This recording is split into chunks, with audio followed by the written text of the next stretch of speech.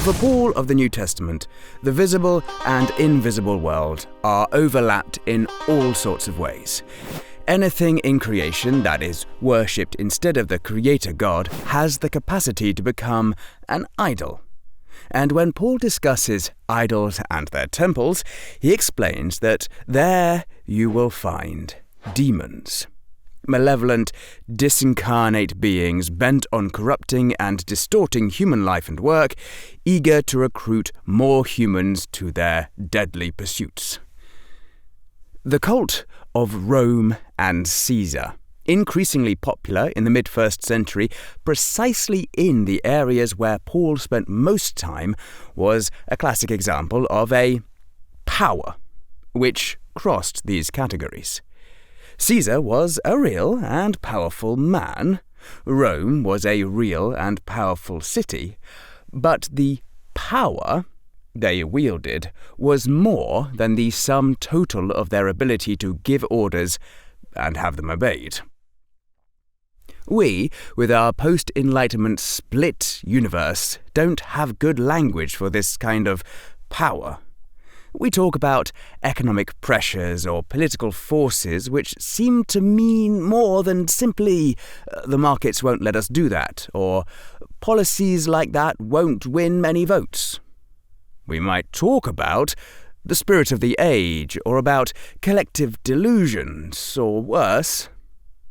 Caesar on his throne, and all his many minions around in the Roman world, they are ordinary human beings. You can talk to them.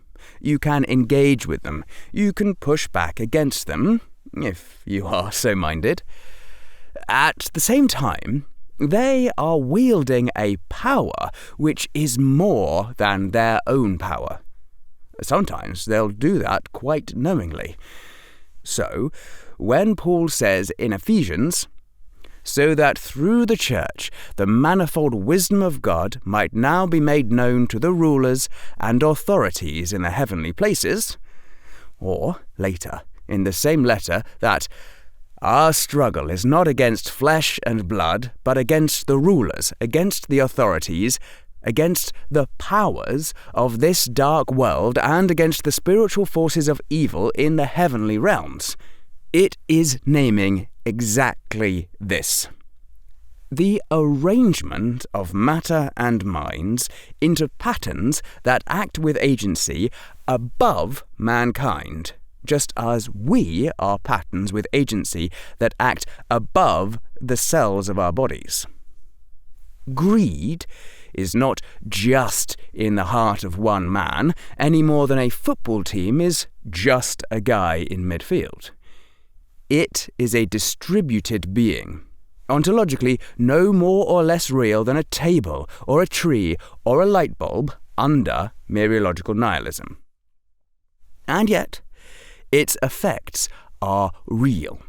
It reshapes societies and traps people in cycles of dependency. Just like a water molecule is affected differently in the ocean to a puddle. Remember, we could, in theory, describe the entire workings of greed in every human worldwide using only subatomic particles, but we can't do that for even a single human. We talk about things like money, and the hands that hold money, and brains that seek out money. But even these things, like hands, are stories we tell of arrangements. In the last video, we asked whether it was your hand that picked up a cup, or whether it was your fingers, palm and thumb. We take the data from all of the trillions of atoms that make up your hand and compress it down to a story that we can compute. A single human hand. Let's be consistent. If it's okay to talk about a human being having a belief, and that belief causing biochemical change in a person's chemistry, the placebo effect, then it's okay to talk about greed, the meta-entity that's often called mammon, causing a person to become trapped in a cycle of dependence to it, just like your belief in something can cause your cells to become trapped in a cycle of dependence to it. If one of these things is metaphorical, then both are. The human being is a metaphor and greed is a metaphor. But if you say that the entity human is really real, but the entity greed is only metaphorical, then you are not being consistent. Worship is a very Christian term that gets thrown around during most church services. But if we are to work worship into our Mereological model, then we need to ground it in more normal language. In trying to work out how one worships something, I came up with 3 things: repeated behaviour, attention, and sacrifice. If you act out greed, you are acting greedy, you are showing how you think it has worth. The more you act out being greedy, the more you become integrated into its pattern. Here's an example. Someone runs a company which is starting to become successful. They start to work more, spending less time with friends and family, sleeping less, and eating on the go. They don't take holiday and have cut off anyone who's not helping their company to grow. As the company matures, they start to see profit and value numbers go up. They pour even more in, treating the company as if it were their very own baby. Their wealth increases rapidly, and every day they get a kick out of seeing the numbers that correlate to their overall wealth go up. Whether it's because they have more money or it's just a sign that they're winning, every day is spent putting as much time and effort as possible into getting those numbers to go up. One day, a friend of theirs asks for some financial help, a gift of some money as they've fallen on temporary hard times. Or the friend asks if the company owner could take a week out to help them with a project they have. How do you think the company owner will act? What has been their behavioural training all day, every day? What have they sacrificed everything they have towards? As my swimming coach used to say to me, what you do in training day in and day out, you will do in the final race. What you spend your time practicing, you will get better at. If you are a more and more frequently matter-arranged greed-wise, having sacrificed so much and been part of the pattern for so long, how on earth do you think you will be able to let go of that way of life? This is also known as cognitive dissonance. In a game of poker, there is a risk that a player may end up married to the pot. Imagine you're halfway through a game of poker. Your hand is okay, but not great. But so far, you've bet half of your stack of chips in the hope that something better comes about. Nothing has yet materialised, but you still have one card left to turn over, and you've bet so much so far. If you fold now, you won't really be able to do anything meaningful for the next few rounds, as you'll have so little left. You have sacrificed so much to this poker pot that you are now in too deep. Genesis 1 says that humans were made to be matter-arranged God-wise. Humans were created in God's image. That's what it means. They were given God's authority on earth. To be God's image in this framework is not to possess some invisible essence or metaphysical spark, but to be a particular kind of arrangement. Matter arranged God-wise. To be brought into the arrangement of matter arranged God-wise.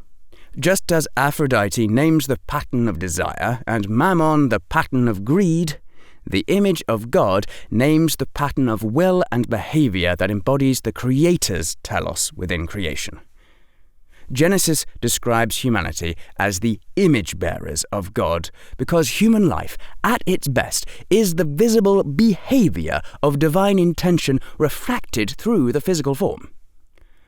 We are not miniature gods.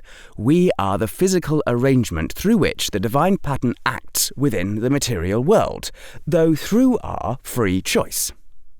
To bear the image is to participate in the divine mode of causation, to exercise creative order, stewardship, and self-giving love in the same way that the higher pattern of God moves all of reality toward coherence and life. Under Mereological nihilism, this means that when humans act in alignment with the divine telos, when they bring order out of chaos, sustain life, forgive, create, and give freely, they become an arrangement that manifests God's behaviour within the sea of simples. The body of Christ is not a metaphorical phrase for a religious community, but the literal God-wise arrangement at the human scale.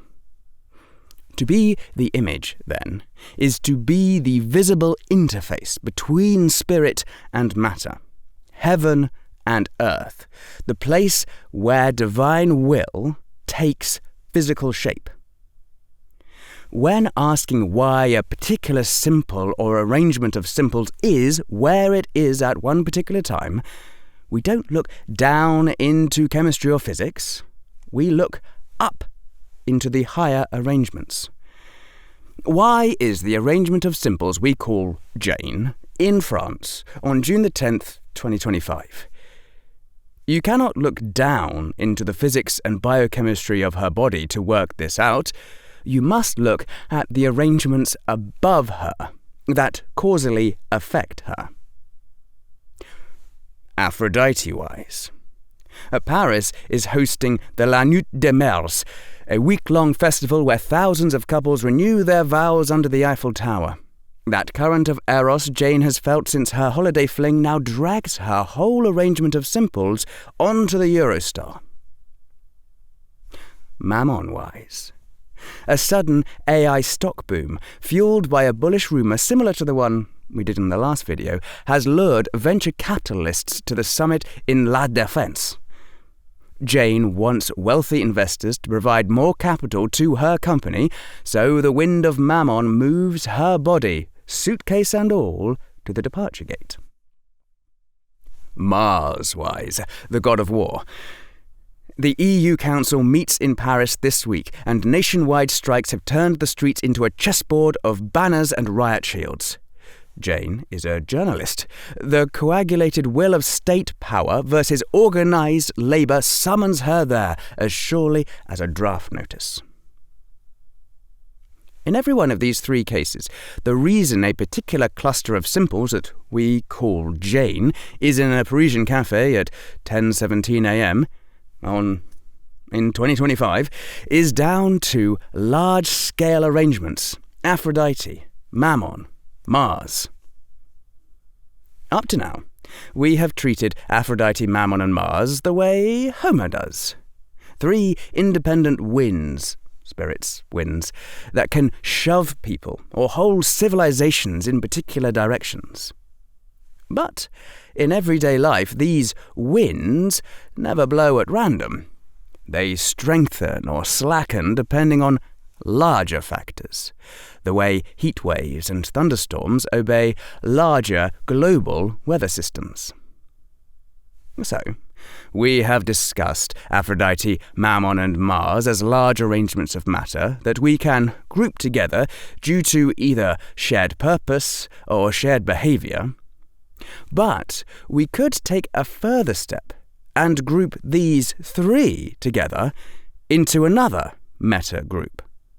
Let us call this meta-meta arrangement desires.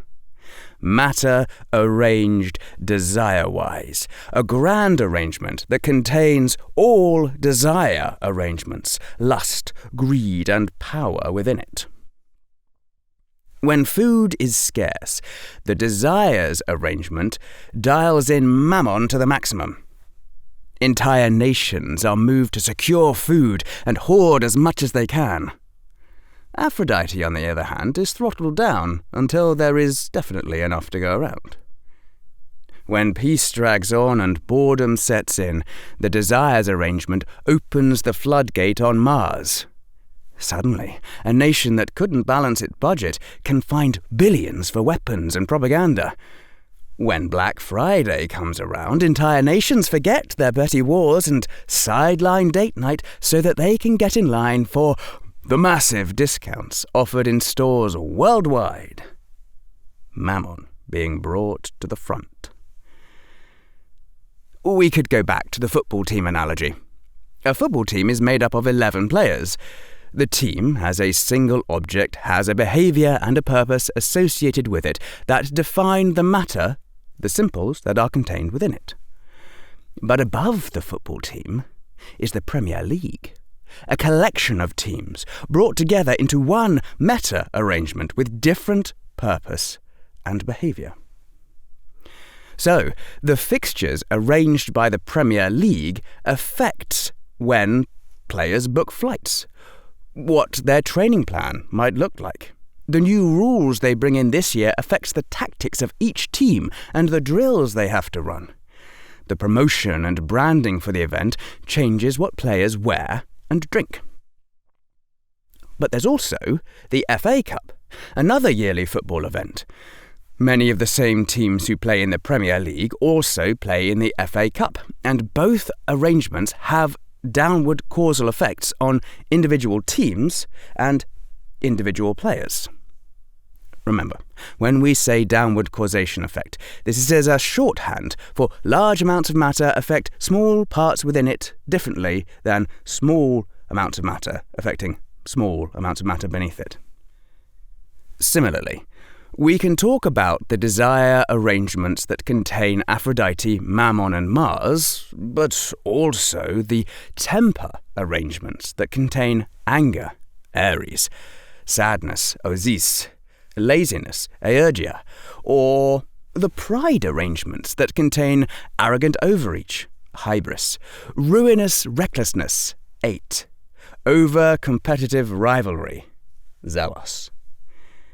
These higher meta-meta arrangements, desire, temper and pride, have causal power over their lower parts, Mammon, Aries, Zelos, like the Premier League has causal power over the individual football teams and then over the individual players.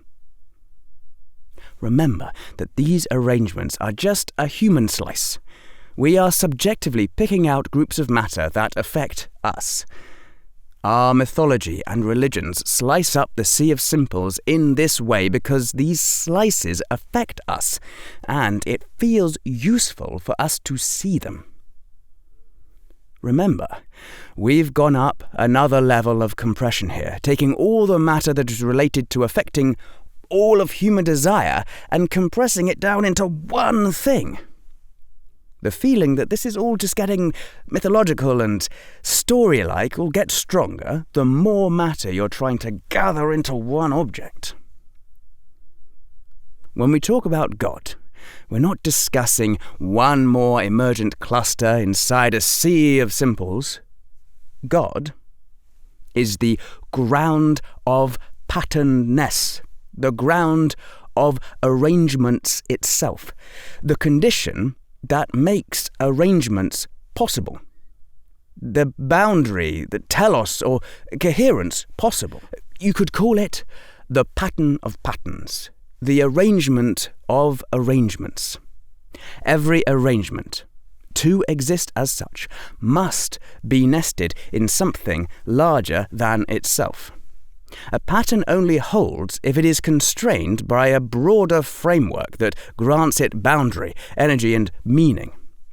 A cell persists because it is sustained within the metabolism of an organism. The organism endures within an ecosystem, the ecosystem within a biosphere, the biosphere within a planet's thermodynamic envelope. Remove the embedding context, and the arrangements beneath collapse. A pattern that terminates in itself exhausts its own constraints, and what is left is a short existence that ends in entropy and death. This nesting is the precondition of order. Every arrangement borrows its coherence from the higher order that encloses it. Therefore, if the hierarchy of arrangements is to exist at all, it must terminate not in nothing, but in something that is not itself part of an arrangement, an order that does not need to be held within any wider frame. If every structure depends on another to define and sustain it, then at the summit there must be a structure that depends on nothing else, but that contains all of them. Otherwise, everything eventually dissolves into formless flux. That non-contingent order is what theology has always meant by God. Not a supreme being inside the chain of causes, but the act by which any chain can cohere. Not one more pattern, but the pattern of patternness, the self-sustaining ground that allows arrangements of matter to endure. God is the ontological closure of the hierarchy, the infinite context in which all finite contexts are embedded, and without which no arrangement, no coherence, no meaning could persist. For from him, and through him, and for him are all things. Back to Christian theology. What is the Christian message? That Christ died for our sins? In this context, what does that even mean? Like, if we're using our everyday scientific language, what does that mean? If Christ is supposed to be doing something because of sin, then we need to define what sin is using our Mereological nihilism lens. First of all, from the outset, as we are in a nihilistic framework, sin is not moral failure or doing bad things.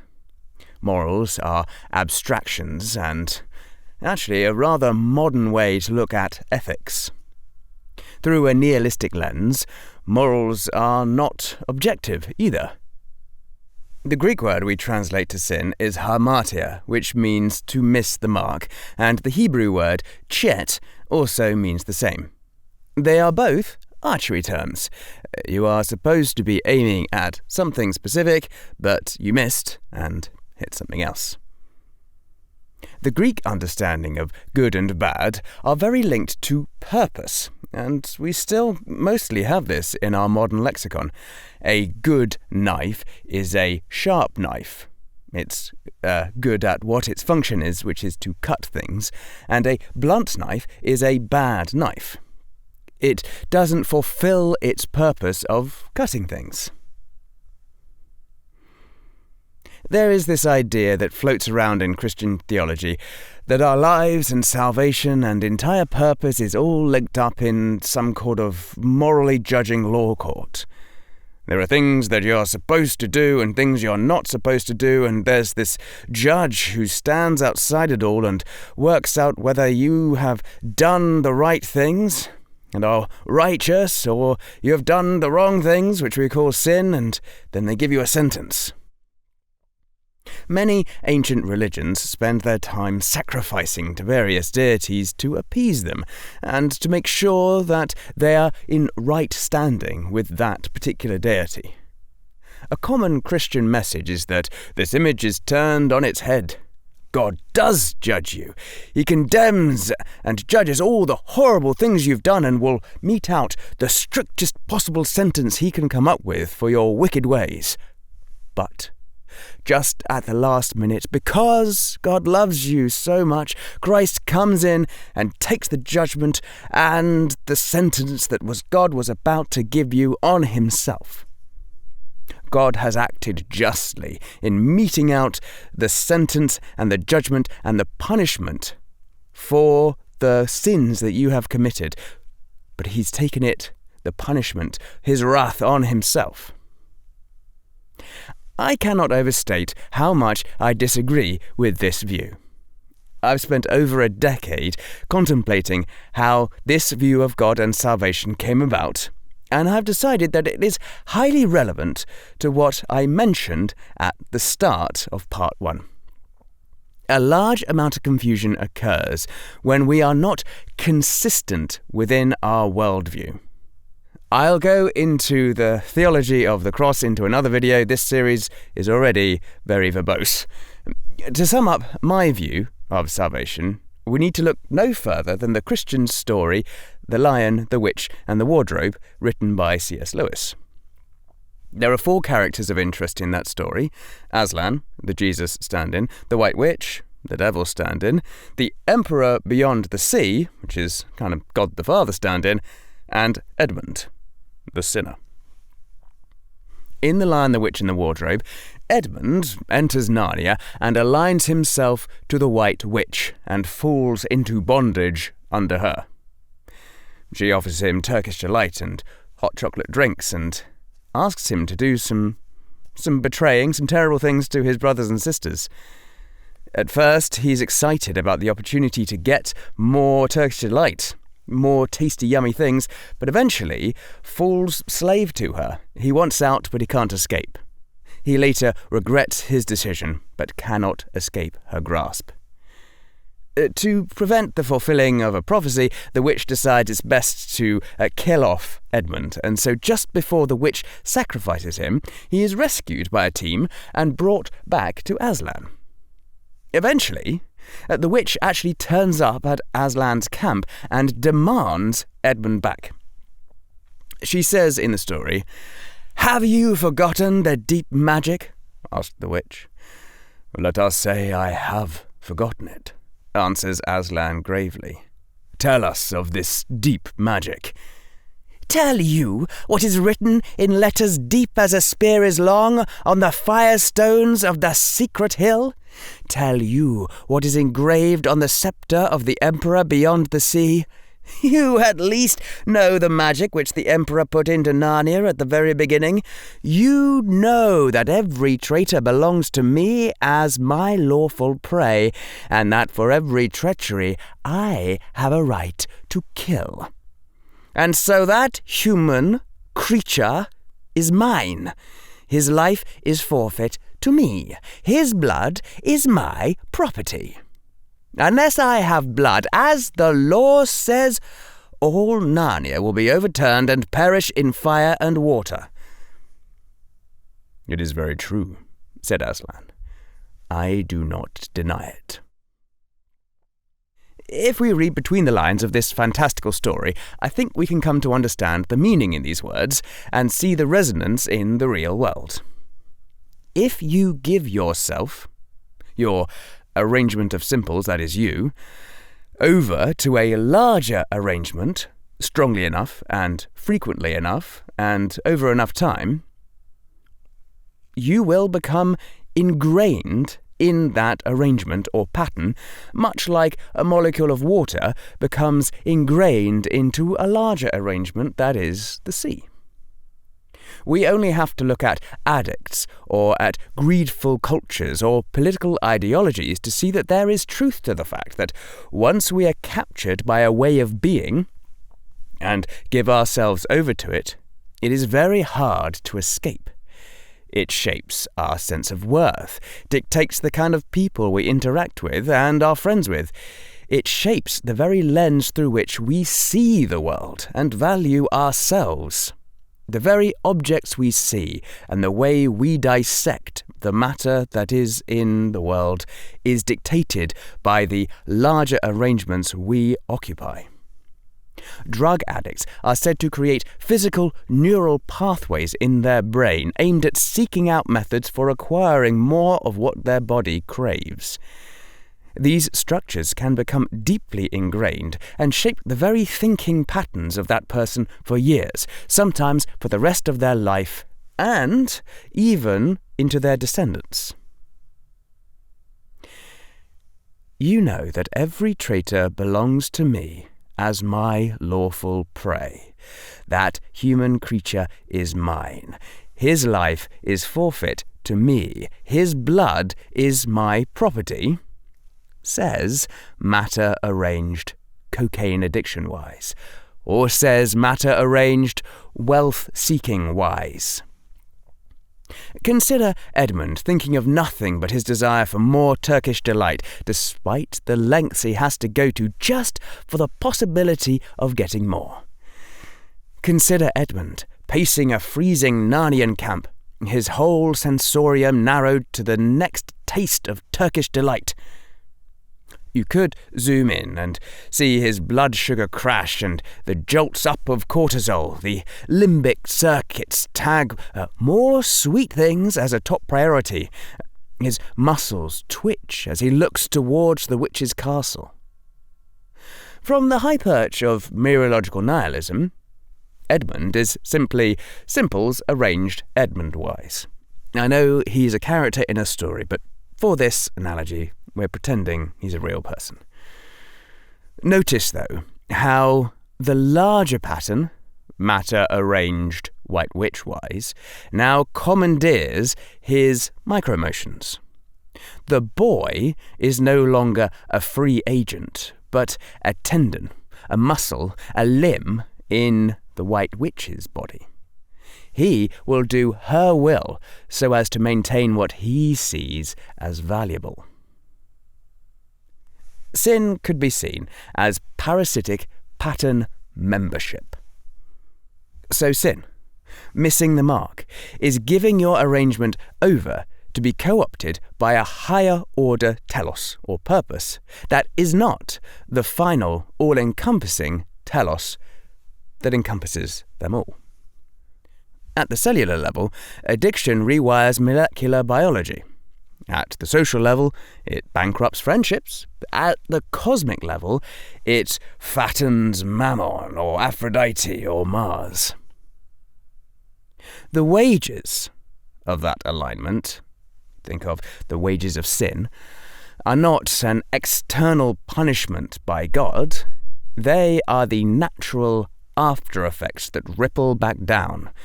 A dopamine drought, trust collapse, species-wide arms races. In Zephaniah, God says he will judge his people, and they will be punished for the way they have acted and the foreign gods they have worshipped. What is this punishment? The Assyrian army comes and destroys Jerusalem, capturing and enslaving the Judeans. God need not do anything. Evil is at the doorstep, just waiting to get in.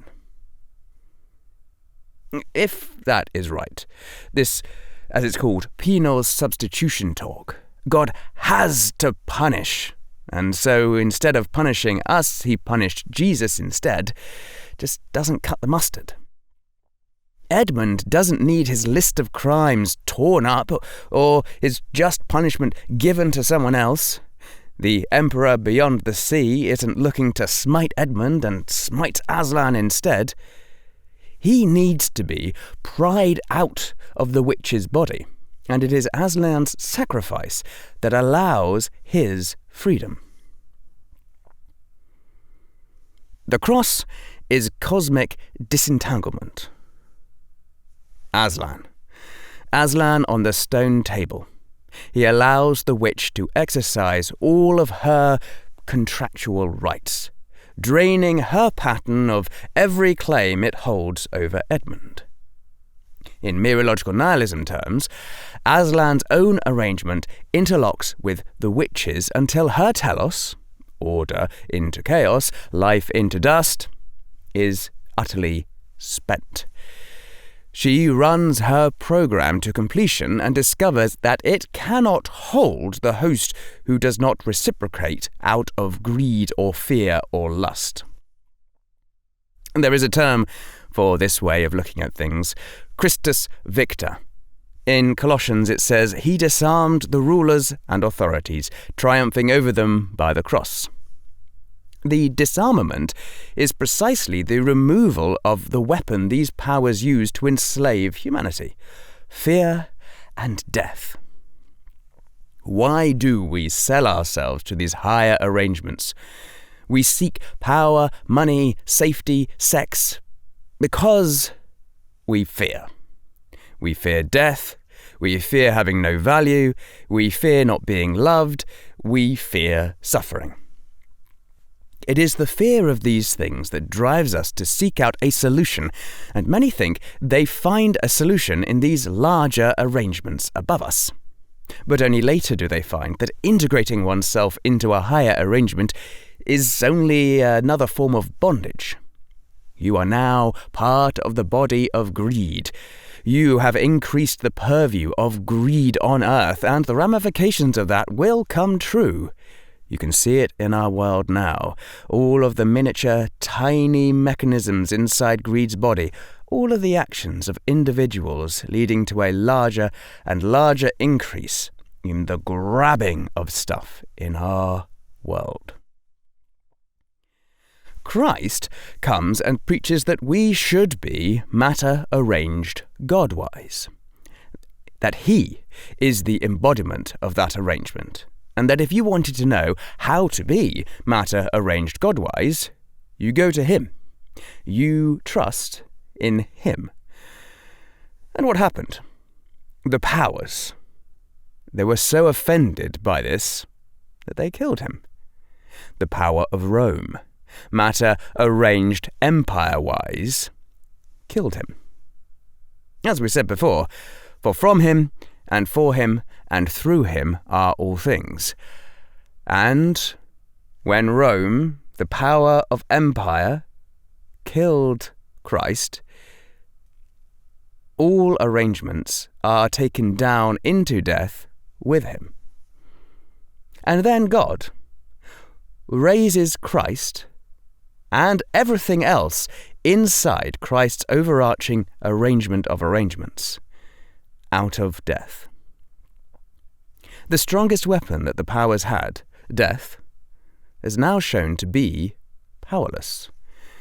They have been disarmed publicly, so publicly that it has been the main topic of discussion in the Western world for the last 2,000 years. You need not fear anymore.